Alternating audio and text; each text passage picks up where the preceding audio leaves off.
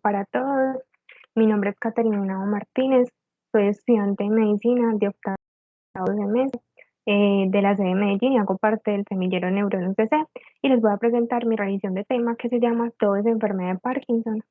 Para iniciar vamos a hablar de un caso clínico. Es una paciente femenina de 71 años que tiene un cuadro clínico de 3 años de evolución consistente en caídas frecuentes, inestabilidad para la marcha, sensación de torpeza en las extremidades superiores e inferiores y disfagia para líquidos.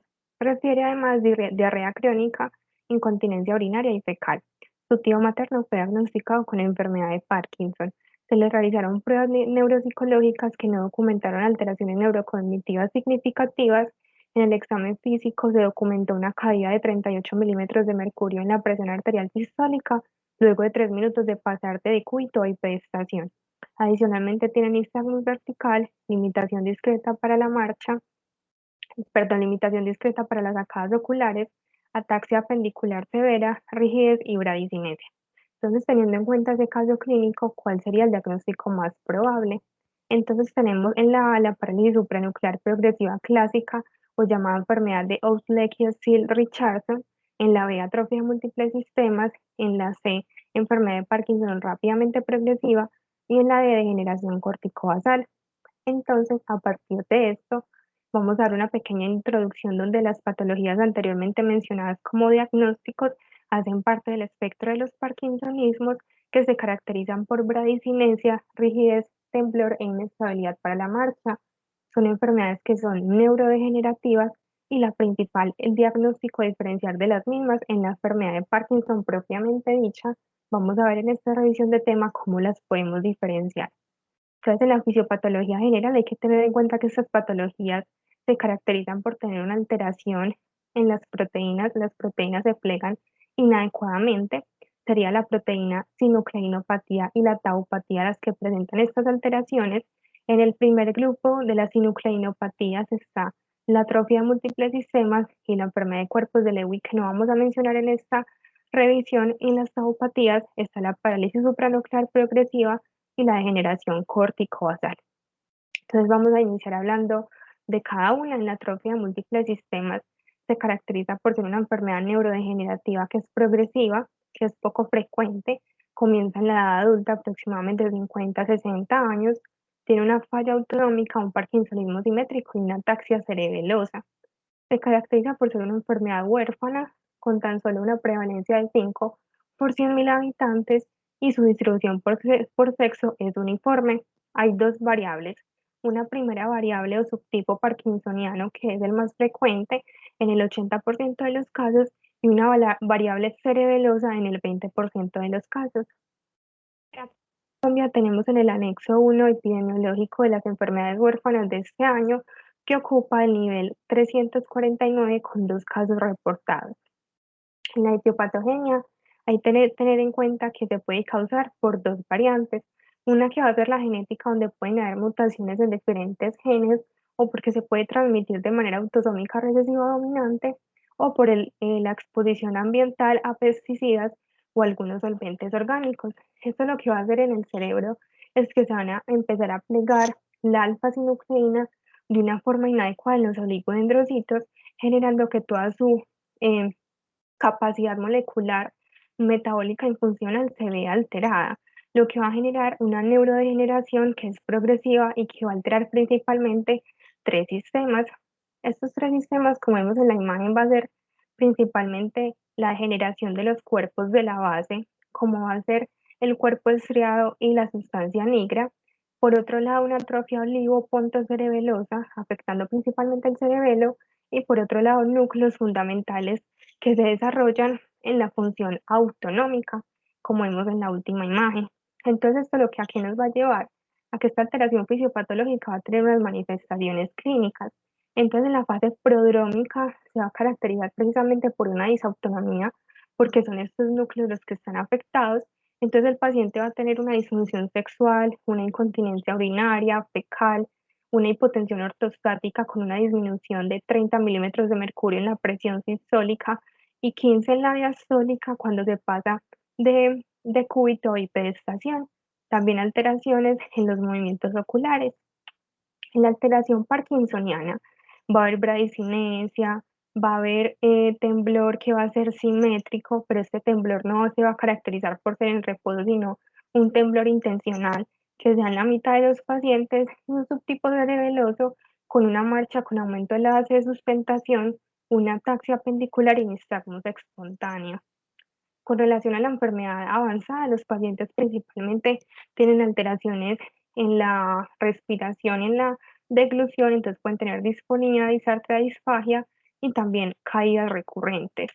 El diagnóstico definitivo va a ser solamente analizando el tejido encefálico, ya sea en una autopsia o en una biopsia cerebral, que va a ser difícil hacerlo, por ende nos tenemos que basar en la sospecha clínica, en ese diagnóstico probable, según la clínica de disautonomía, de parkinsonismo y alteración cerebelosa. Adicionalmente, el medicamento levodopa, que es súper importante en la enfermedad de Parkinson, aquí no va a funcionar tan bien. Y en la neuroimagen vemos aquí una resonancia magnética donde el asterisco rojo está señalando el tronco del encéfalo que tiene atrofia y el numeral rojo o el vértice cerebeloso que también tiene atrofia, que son imágenes que nos apoyan el diagnóstico. El tratamiento va a ser totalmente sintomático, recuerden, no funciona la levodopa, tratamos los síntomas y hacemos fisioterapia. En la parálisis supranuclear progresiva se caracteriza por ser un síndrome también de parkinsonismo, que es progresivo, tiene caídas tempranas, inestabilidad postural, y aquí se ve típicamente una oftalmoplejía supranuclear de la mirada vertical, es decir, que hay una paresia en el movimiento hacia arriba y hacia abajo de los globos oculares. Hay una distonía del cuello y rigidez del tronco superior y una disfunción cognitiva que es leve. Principalmente la prevalencia va a ser de 5 a 10 sobre 100.000 personas, la distribución por sexo es equilibrada y el comienzo más o menos desde los 65 años. Aquí en Colombia igualmente, en el reporte de enfermedades huérfanas en el puesto 163, con una publicación o reporte de 6 casos. En la etiopatogenia, recordemos que aquí las proteínas que están mal plegadas es la proteína tau, principalmente alterando lo que son los oligodendrocitos y los en una distribución típica que va a ser principalmente en los ganglios de la base y en el tronco del encéfalo.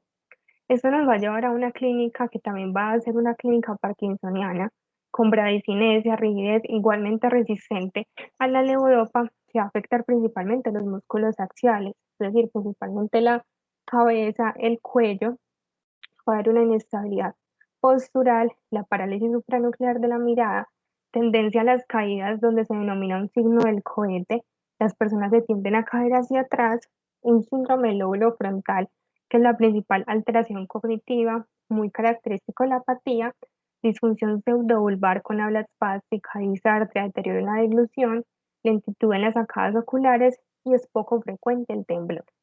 Con relación al diagnóstico, igualmente el definitivo va a ser solamente analizando el tejido encefálico, pero con la sospecha clínica nos podemos basar con la parálisis de la mirada, la inestabilidad postural, las caídas frecuentes, la resistencia a la levodopa y el trastorno frontal.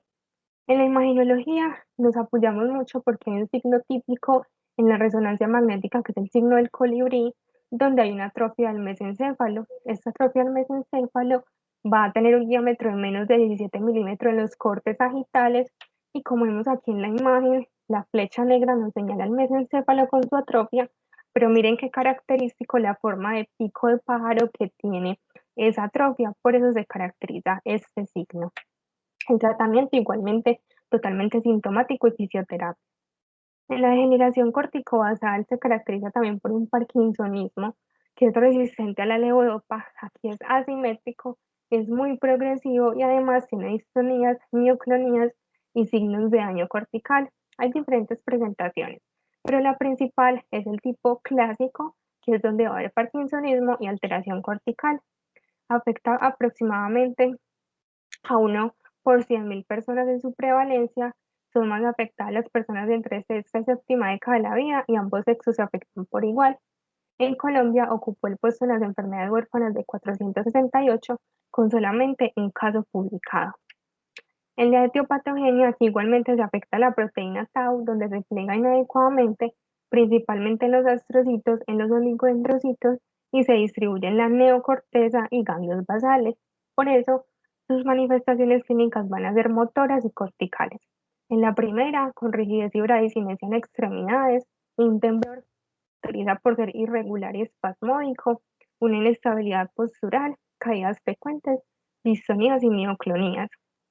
A nivel cortical predomina la apraxia y aquí es, digamos, fundamental y muy común la apraxia ideomotora. Está el fenómeno de la mano alienígena, donde los pacientes refieren que una de sus extremidades superiores empieza a moverse, tiene unos movimientos complejos que ellos no son capaces de controlar, las afasias primarias, la pérdida sensorial principalmente en grafestesia y en estereognosia y un deterioro cognitivo importante. El diagnóstico, muy importante, las pruebas neuropsicológicas, nos puede ayudar mucho el test Mini-Mental que evalúa toda la función ejecutiva y imágenes diagnósticas como la que vemos acá en la resonancia magnética que se va a caracterizar por una atrofia asimétrica. Entonces vemos que hay una atrofia frontal y también hay una atrofia parietal, principalmente del lóbulo parietal derecho, que es más importante que el lóbulo izquierdo, donde se ven mucho más los surcos y la pérdida encefálica. Y el tratamiento igualmente principalmente sintomático según lo que, digamos, tenga el paciente en esos momentos. Y ya finalmente tenemos la enfermedad de Parkinson rápidamente progresiva, la cual hay que tener en cuenta que este no es un diagnóstico propiamente dicho, sino que la enfermedad de Parkinson como tal se caracteriza por ser neurodegenerativa, pero no progresa rápidamente, progresa lentamente, los pacientes inician con síntomas motores leves y esto va siendo mucho más severo. Entonces, cuando hablamos de una enfermedad de Parkinson rápidamente progresiva, en otras patologías, como lo vamos a ver. Entonces, según la Sociedad Internacional de los Trastornos del Movimiento, ellos nos caracterizan los criterios diagnósticos para la enfermedad de Parkinson, que debe tener bradicinesia en combinación con temblor en reposo y o rigidez. Adicionalmente a esto, vamos a ver que vamos a tener unos criterios de soporte, que tenemos que tener al menos dos, que nos van a apoyar el diagnóstico de enfermedad de Parkinson. La respuesta a la levodopa es muy importante, que la levodopa produzca disinesias, que cuando el paciente está con la levodopa y a medida que progresa la enfermedad empieza a tener unas fluctuaciones donde se tiene que aumentar la dosis, el temblor en reposo asimétrico y otras alteraciones o test más avanzados que nos apoyen el diagnóstico. Cuando tenemos criterios de exclusión absoluta es porque debemos de pensar en otras patologías en caso de que los pacientes lo presenten. Entonces, cuando hay anormalidades cerebelosas, cuando hay alteraciones en la mirada, como vimos en la parálisis supranuclear de la mirada desaparecia, cuando hay demencias frontotemporales o cuando ya está relacionado a medicamentos, sirven como criterios de exclusión de enfermedad de Parkinson. Adicionalmente, trastornos sensoriales en la grafescencia, en la estereognosia, apraxias ideomotoras, pensar en otros síndromes.